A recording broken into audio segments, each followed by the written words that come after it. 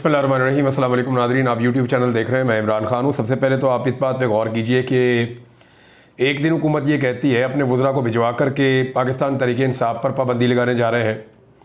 Information minister, वज़ीर कानून, वो लोग इसको अनाउंस करते रहते हैं, बार बार इसके ऊपर मीटिंग्स करते हैं, बार बार कानून के हवाले देते हैं कि ये हो जाएगा, वो हो जाएगा। मैंने आपको पहले दिन बताया था कि कानून के अंदर किसी एक सियासी जमात के ऊपर पाबंदी लगाना, इस मामले को इनिशिएट करना या इसको शुरू करना, इसको आगे बढ़ाना, ये बड़ा आसान है, लेकिन इसको मुकम्मल करना बहुत मुश्किल है। एक सियासी जमात जो है उसके पाकिस्तान में बहुत सारे हुकूक हैं।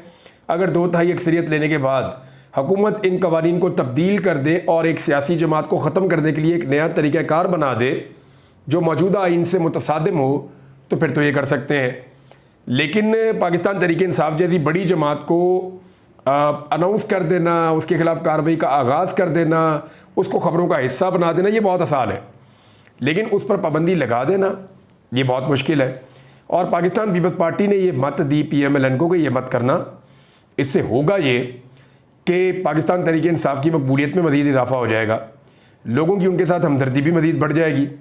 पहले बल्ले का निशान छीन कर जो आपने तमगे लगवा लिए हैं, अब अगर आपने उनकी पार्टी पर पाबंदी लगवा ली तो रही सही कसर भी निकल जाएगी और पीपल्स पार्टी और PMLN का भुरकस निकल जाएगा। अवाम के अंदर मकबूलियत तो है ही नहीं, तो जो आपके पास कुछ आपके हाथ में है वो भी आपके हाथ से चला जाएगा। तो PMLN उसके बाद गोंगलों से मट्टी झाड़ रही है। उनका ख्याल ये था कि ये वाला काम करके ख़बरों को डाइवर्ट किया जाएगा, यानी पाकिस्तान में जो महंगाई है उससे लोगों की तवज्जो हटाई जाए, जो पाकिस्तान में बैड गवर्नेंस है उससे तवज्जो हटाई जाए, जो पाकिस्तान का पैसा और पाकिस्तान का ब्रेन ड्रेन हो रहा है, यानी पाकिस्तान का पैसा भी बाहर जा रहा है और पाकिस्तान से जो दिमाग वाले लोग हैं, जो काम वाले लोग हैं, जो मिडिल क्लास है, जो बड़ा रोल प्ले करती है मुल्क के चलने में, वो बहुत बड़ी तादाद में पाकिस्तान को छोड़कर बाहर जा रहे हैं। यहाँ पे टेक्निकल लोग हैं, पढ़े लिखे लोग हैं, तो वो पाकिस्तान के अंदर अपना मुस्तकबिल अब देखते नहीं हैं, वो इस मुल्क को छोड़ के जा रहे हैं। फिर जिस किस्म के इन्होंने खारजी मामलात हैं, दाखिली मामलात हैं मुल्क के, जहाँ इन्होंने इस मुल्क को पहुँचा दिया, इतनी पोलराइजेशन है, लॉ एंड ऑर्डर की सिचुएशन बहुत बुरी है। फिर जो रूल ऑफ लॉ है वो पाकिस्तान में ऐसा लगता है कि है ही नहीं, जिसका दिल करता है जिसकी लाठी उसकी भैंस, जो ताकतवर चाहता है किसी कमज़ोर को दबा लेता है।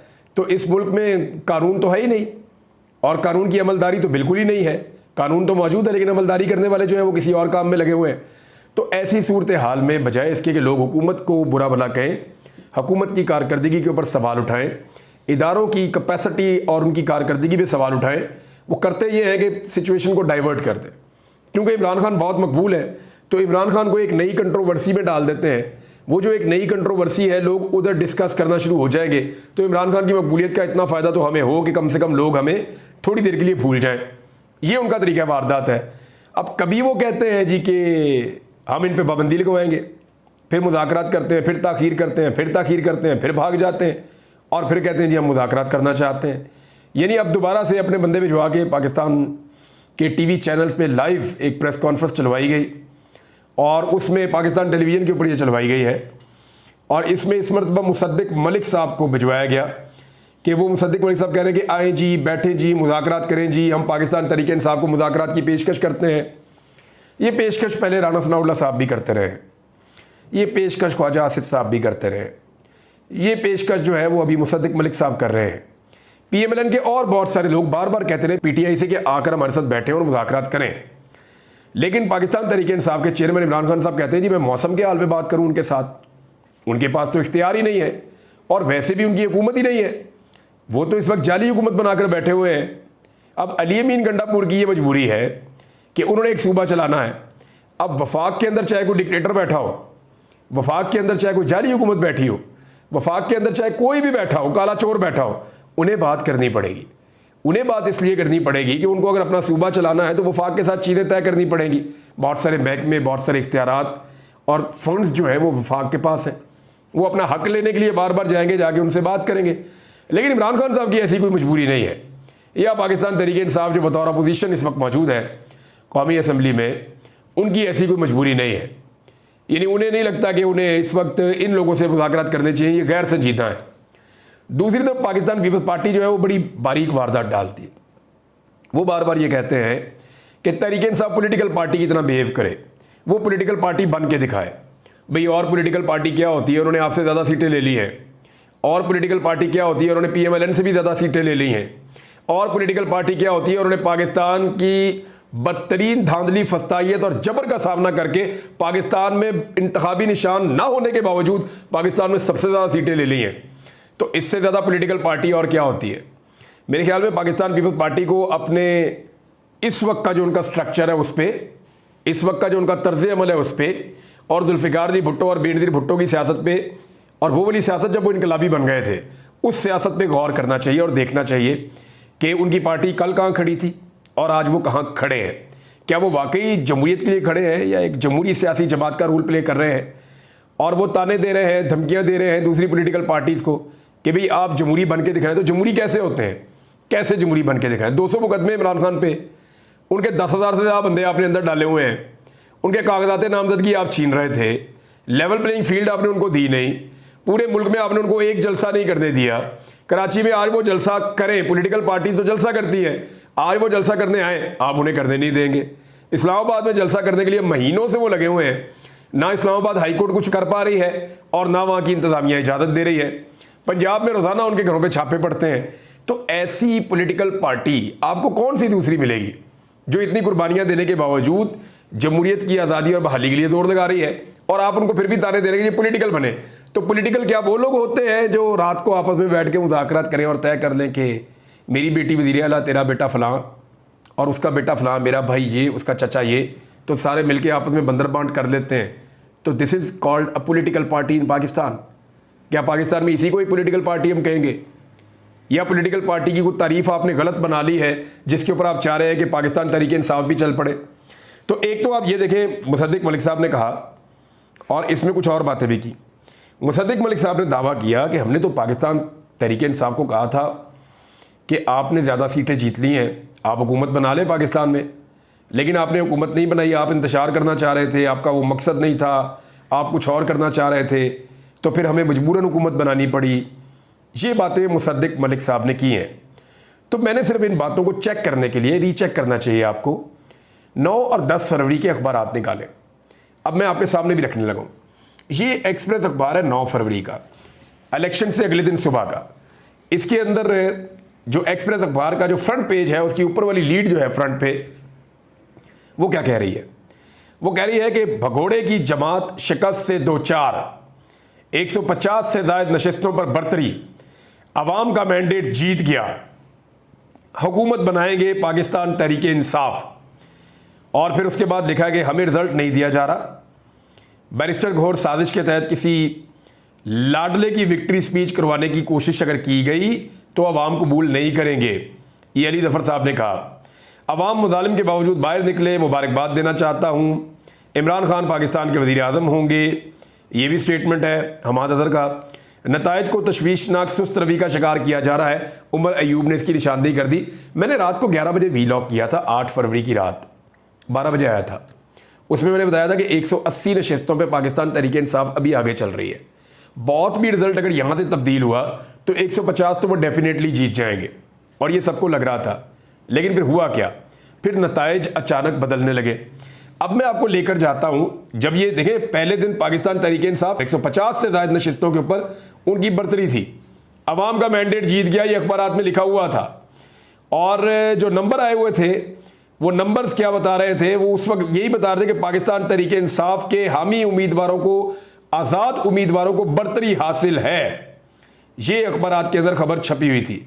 अब आ जाए ज़रा 10 फरवरी को, जब 9 फरवरी को पूरा दाव खेल दिया गया तो 10 फरवरी की सिचुएशन आप देखें। 10 फरवरी को भी इतना अभी कंट्रोल नहीं किया गया था, लेकिन 10 फरवरी को बताया गया कि कौमी असम्बली में नून लीग 70, पीपल्स पार्टी 52 और आज़ाद उम्मीदवार 96, ये पाकिस्तान तहरीक इंसाफ के वो जीत गए। यानी 150 से 96 तक हो गए अगले 24 घंटों में। और इन्हीं 24 घंटों में ये कह रहे हैं ना कि पाकिस्तान तहरीक इंसाफ को हुकूमत बनाने की दावत दी गई थी। तो मुझे अच्छी तरह याद है कि 8 फरवरी की रात को नवाज शरीफ साहब आए थे विक्ट्री स्पीच करने के लिए। तो जब उन्होंने नताइज देखे तो उनका मुंह लमक गया। वो अपनी दोनों सीटें हार चुके थे, उनकी बेटी भी लाहौर से हार रही थी, हमजा शहबाज भी हार रहे थे, और सिर्फ लाहौर से एक सीट जो शहबाज शरीफ साहब की है, ये दूसरी वाली जो उधर वाली, वो एक सीट शहबाज शरीफ साहब कौमी असम्बली की बड़ी मुश्किलों से जीत रहे थे। तो इनका मुंह लमक गया मियाँ साहब का। मियाँ साहब वहाँ से निकल लिए बगैर विक्ट्री स्पीच किए। फिर मियाँ साहब को मनाने का सिलसिला शुरू हुआ और फिर शहबाज शरीफ की जरदारी से मुलाकात। ये मैं अखबार से आपको पढ़ के सुना रहा हूँ कि शहबाज शरीफ की जरदारी से मुलाकात, मकबूल सिद्दीकी और फजलुर रहमान को टेलीफोन, मखलूत हुकूमत बनाने पर इत्तफाक। एक तरफ तो आप ये कह रहे हैं कि जनाब आपने पाकिस्तान तहरीक इंसाफ को दावत दी थी, और दूसरी तरफ अखबार के अंदर लिखा हुआ है कि आपकी सीटें पीटीआई से कम है, लेकिन इसके बावजूद आप हुकूमत बनाने जा रहे थे और आपने कम सीटें होने के बावजूद सबको इकट्ठा किया। और जरदारी साहब और शहबाज शरीफ साहब उस रात क्या करते रहे और किसकी निगरानी में वो बातचीत करते रहे, ये सारी चीज़ें अब तारीख का हिस्सा है और वक्त आएगा चीज़ें और खुल जाएंगी। फजलुर रहमान और मकबूल सिद्दीकी साहब को टेलीफोन किया, जनाब एमकेएम को सीटें दिलवा दी गई हैं कराची की, आओ मिलकर हुकूमत बनाते हैं। तो ये फार्मूला तय कर लिया गया था। ये मुसद्दिक मलिक साहब ने गलत बयानी की है। उन्हें लगता है कि पाकिस्तानी लोगों की मेमोरी बहुत शॉर्ट है, बहुत छोटी है, लेकिन ऐसा नहीं है। ये सोशल मीडिया का दौर है, यहाँ पे अखबारात आपको सिंगल क्लिक पे मिल जाते हैं और आपको खबरें मिल जाती हैं कि किसी ने उनको दावत नहीं दी हुकूमत बनाने की पाकिस्तान तहरीक इंसाफ को, क्योंकि बतौर सियासी जमात तहरीक इंसाफ मौजूद ही नहीं थी। आप तो अखबारात को कह रहे थे कि ये लिखेंगे ये आज़ाद उम्मीदवार हैं, और फैसल वाडा ने क्या कहा था ज़रा ये भी देख लें आप। फैसल वाडा का स्टेटमेंट, क्योंकि बहुत सारे लोगों ने सियासी पंडित समझते हैं कि फैसल वाडा जो कहते हैं वो हो जाता है। ये ज़रा खबर आप पढ़ें जो फैसल वाडा साहब ने दी है।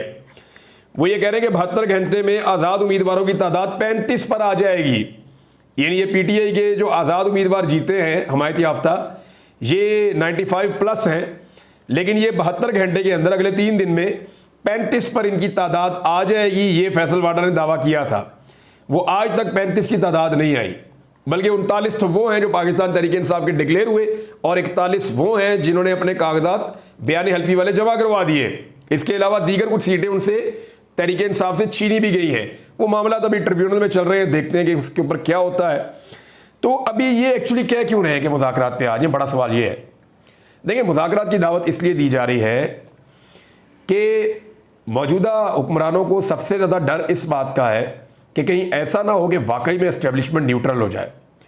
क्योंकि इमरान खान साहब ने जितना भी दबाव क्रिएट किया है पॉलिटिकल, और जितना उन्होंने पब्लिक के अंदर उनकी पॉपुलैरिटी है, वो उस सारे को इस्तेमाल करते हुए उनका मकसद ये है कि पाकिस्तान की जो एस्टेब्लिशमेंट है वो अपने आप को न्यूट्रल करे और बाहर निकले इन मामलात से। और ये जो मामलात हैं मुल्क के, ये पाकिस्तान की सियासी जमातें देखें, अवाम अपने मैंडेट के ज़रिए से फैसला करे जमहूरी अंदाज में, जिसकी हुकूमत बन जाए वो मुल्क चलाए। लेकिन हुआ ये है कि इन्होंने अपने सारे अंडे एक ही टोकरी में रख दिए। यानी पीपल्स पार्टी ने, PMLN ने, MQM ने और बाकी जमातों ने मिलकर अपने सारे सियासी अंडे उठाकर एस्टेब्लिशमेंट की टोकरी में डाल दिए। अब उनका पूरा का पूरा इन्हिसार इस बात पे है कि एस्टेब्लिशमेंट की और पाकिस्तान तहरीक इंसाफ की एक लड़ाई लगी रहे। अगर तहरीक इंसाफ और एस्टेब्लिशमेंट के अंदर सीज फायर हो जाता है किसी भी वजह से, मल्टीपल रीजंस हो सकते हैं, दोनों तरफ से सख्त बातें हुई हैं, दोनों तरफ से ऐसी चीज़ें हैं जो दोनों तरफ गिले और शिकवे मौजूद हैं। तहरीक इंसाफ को एस्टेब्लिशमेंट से बहुत सारे गिले और शिकवे हैं, इसी तरह एस्टेब्लिशमेंट को तहरीक इंसाफ से गिले और शिकवे हैं। लेकिन हर लड़ाई का एक इख्तिताम होता है, और अगर एस्टेब्लिशमेंट और तहरीक इंसाफ में सीज फायर हो जाता है, और अगर इन बातों पे हो जाता है कि हम आपके काम में मुदाखलत नहीं करेंगे और आप जाएं और जाके अपना काम करें, या हम अब मुदाखलत नहीं करेंगे, आप जाने और सियासी पार्टियां जाने, तो फिर ये सारे मिलकर भी इमरान खान का मुकाबला नहीं कर पाएंगे। उसकी वजह यह है कि इन्होंने अपने सारे अंडे एक टोकरी में रख दिए एस्टेब्लिशमेंट की, या आप ये समझ लें कि इन्होंने अपनी सारी कश्तियां जला दी। PMLN ने और पीपल्स पार्टी ने और MQM ने और बाकी जमातों ने, और ये उस साहिल पे उतर गए जहाँ पे एस्टेब्लिशमेंट का कब्जा है। अब मामला ये है कि इन्होंने कोई पीछे हटने का रास्ता भी नहीं अपने लिए बचाया हुआ, तो वो फ़ौरन फ्रस्ट्रेट हो जाते हैं। जैसे ही वो माहौल देखते हैं कि कुछ होने वाला है तो वो मुज़ाकरात मांगते हैं, कभी वो धमकी लगाते हैं, कभी आगे हटते हैं, कभी पीछे आते हैं, कभी और पीछे हट जाते हैं, कभी एकदम हमला कर देते हैं। तो ये जो फ्रस्ट्रेशन और कन्फ्यूजन है इस हुकूमत के अंदर, ये हुकूमत को ले डूबेगी, और इसकी वजह से पाकिस्तान की मईशत जो है वो लगातार नुकसान उठा रही है। पता ही नहीं चलता पाकिस्तानियों को कि कल क्या होगा, परसों क्या होगा, आज क्या हो रहा है। कोई इंफॉर्मेशन नहीं है कि हुकूमत की एक्चुअल सिमत क्या है और पाकिस्तान का जो फ्यूचर है आने वाले दिनों में वो क्या होगा। आप यहाँ पे 24 घंटों को प्रिडिक्ट नहीं कर सकते। ये हालात है इस वक्त मुल्क में। बहरहाल निज़ाम ने पाकिस्तान में बहुत सारे सियासतदानों से पंजा आजमाई की है, लेकिन इन सब में से जो तगड़ा हाथ अब तक निज़ाम को मिला है वो इमरान खान साहब का हाथ है। और इसका एक सबूत ये भी है कि निज़ाम ने सबसे ज़्यादा रगड़ा भी इमरान खान को और उनकी सियासी जमात को लगाया है, बाकी सबको रगड़ा भी थोड़ा लगा है। अब आगे एक और खबर है, मैं जाते जाते आपके साथ शेयर कर दूं कि ये मुज़ाकरात मैंने आपको बताया कि एक्चुअली क्यों वो दावत देते हैं और क्यों ये सारी कहानी यूँ हो रही है। जमात इस्लामी ने मुतालबात सामने रख दिए। एक तो वो कहते हैं जी IPPs को लगाम डालनी है, उनको कंट्रोल करना ये बहुत ज़रूरी है। दूसरा, जमात इस्लामी ये कहती है कि जी बिल जो हैं वो 500 यूनिट तक जो लोग बिजली इस्तेमाल कर रहे हैं उनके बिल आधे कर दिए जाए और ये जो स्लैब वाले चक्कर हैं इनमें से निकाला जाए, अवाम को रिलीफ दिया जाए। बड़े अच्छे अवामी इनके मुतालबात हैं और उन्होंने धरना भी दिया हुआ है और पुलिस की अच्छी खासी सिक्योरिटी भी वहाँ पे मौजूद है, तो मामला वहाँ ठीक है। लेकिन क्या जमात इस्लामी के मुतालबात माने जाएंगे? तो मुझे शक है कि शायद ना माने जाएं, क्योंकि इन्हीं अखबारात में मैंने ये खबर और पढ़ी थी। ये 9 और 10 तारीख का अगर आप निकालें एक्सप्रेस अखबार, तो वहाँ पे जमात इस्लामी ने एक ऐलान किया था और ये 10 तारीख को ऐलान किया था जमात इस्लामी ने, और इन्होंने ऐलान किया था कि ये धांधली हो गई है, हम नताइज को मुस्तरद करते हैं। इस्लामाबाद, कराची में हम धरने का ऐलान कर रहे हैं। ये जमात इस्लामी ने ऐलान किया था, लेकिन हुआ कुछ नहीं। उसके बाद नईमुर रहमान साहब ने ये ऐलान किया था इलेक्शन के दूसरे दिन, यानी 10 तारीख को ये खबर छपी है, 9 तारीख को उन्होंने ये ऐलान किया था। तो उस धरने में से क्या निकला आज तक हमें कुछ नज़र नहीं आता, हमें कुछ याद नहीं है। वही हुकूमत वैसे ही फार्म 47 वाली चल रही है और असली फार्म 45 जो इस्लामाबाद के 3 जमात इस्लामी के MNA के उम्मीदवारों के पास मौजूद हैं, वो उनको अदालत में लाने के लिए तैयार नहीं है, इसलिए कि वो PMLN के जो जाली फार्म 47 के ऊपर, जमात इस्लामी के अपने बकौल वो जाली फार्म 47 के ऊपर जीते हुए हैं, वो उनको सपोर्ट कर रहे हैं एक तरह से। अब आने जी एक आखिरी खबर है, इमरान खान साहब से मुलाकात हुई है एक बरतानवी सहाफ़ी की, और इस मुलाकात के हवाले से जो सवाल जवाब हुए जब वो बाहर निकले तो वो मेरे पास मौजूद है, वो मैं आपको बता देता हूँ। सबसे पहले जो सहाफ़ी है उन्होंने सवाल किया कि आपको हम पाकिस्तान में खुशामदीद करते हैं, आप अडियाला जेल का आपने दौरा किया, इमरान खान से दोस्त हैं आप, कैसा महसूस कर रहे हैं, मुलाकात का कोई असर होगा क्या ये? तो उसमें बरतानवी सहाफ़ी ने कहा कि मैं यहाँ इमरान खान का दोस्त बनकर आया हूँ, मैं यहाँ किसी जंगजू या कारकुन की तरह नहीं आया, मैं चाहता हूँ कि उन्हें देखूँ और उम्मीद है कि ये हो पाएगा। लेकिन सबसे अहम ये है कि मैं चाहता हूँ कि वो आज़ाद हों और उन्हें कैद में नहीं होना चाहिए। अगला सवाल पूछा गया कि पाकिस्तान में इमरान खान के साथ सलूक को आप कैसे देखते हैं और बैनुल अक़वामी बरादरी के पाकिस्तान के साथ इन वाक़यात को आप किस नज़र से देख रहे हैं? तो उन्होंने कहा दिलचस्प है, चंद महीने पहले मैं जुलियन असांज से मिला था लंदन की एक जेल में, और वो इमरान खान से भी बुरे हालात में उनको रखा गया है। इमरान खान साहब अब कुछ मुलाकातें कर सकते हैं, किताबें पढ़ सकते हैं, जुलियन असांज जो है उस पर ज़्यादा पाबंदियाँ हैं, लेकिन इमरान खान साहब बहुत मजबूत शख्सियत हैं और हर मुश्किल को एक मौका समझते हैं। अब वो इस वक्त को सेहतमंद होने, मुताला करने, दुआ करने और इस पाकिस्तानी ड्रामे के अगले मरहले की तैयारी करने के लिए अपने आप को इस्तेमाल कर रहे हैं। इमरान खान अपने आप को ट्रेंड कर रहे हैं अगले मरहले के लिए। फिर अमेरिकी कांग्रेस के बारे में पूछा गया, उन्होंने इमरान खान के हक़ में जो मंजूरी दी, एक करारदाद हुई, तो उसको आप कैसे देखते हैं? तो इस पर उन्होंने कहा कि देखें मेरी नज़र में, यानी उन्होंने वो बात की जो नॉर्मली सबको पता होती है। उन्होंने कहा जी मेरी नज़र में जो अमेरिकन कांग्रेस है उससे ज़्यादा इम्पॉर्टेंट अमेरिकन पेंटागन है। देखना ये होगा कि पेंटागन की पॉलिसी क्या करती है, क्योंकि पाकिस्तान में पॉलिसी बनाने में दिफा का महकमा अहम किरदार अदा करता है। हमें इनकी बातों पर नज़र रखनी चाहिए, ये उस सहाफ़ी ने कहा। भारत इमरान खान साहब से उन्होंने मुलाकात की, उन्होंने कहा सख्त हालात हैं इमरान खान साहब के, लेकिन वो बहुत मजबूत हैं। अब तक के लिए इतनी अपना ख्याल रखिएगा, अपने इस चैनल का भी। अल्लाह हाफ़िज़।